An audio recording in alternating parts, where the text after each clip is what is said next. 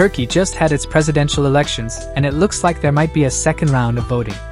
The current president Recep Tayyip Erdogan has been in power for 20 years and was leading in the votes, but he didn't get enough to win outright.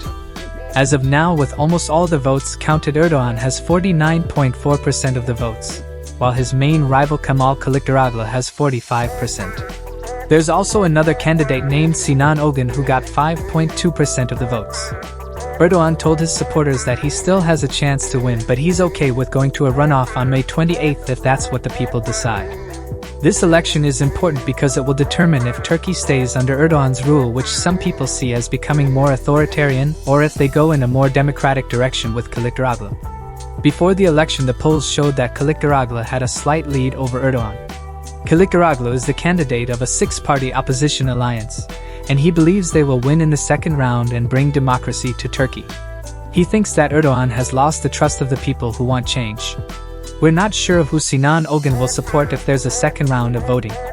Some people think he got votes from those who want change but aren't convinced that Kilicdaroglu's alliance can govern effectively.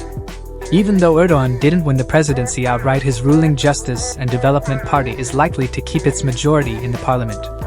However, the parliament's power has been reduced since a referendum in 2017 that changed the country's system of governance to an executive presidency. The outcome of the election is also important for the economy and international relations. Erdogan has been known for his unorthodox economic policies and his efforts to put Turkey in the center of global negotiations.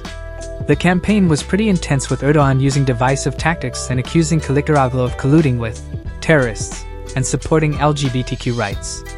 Kilicdaroglu, on the other hand, focused on promises to protect free speech, repair the economy, and reverse democratic backsliding. Turkey has a strong tradition of voter turnout despite restrictions on freedom of expression and assembly.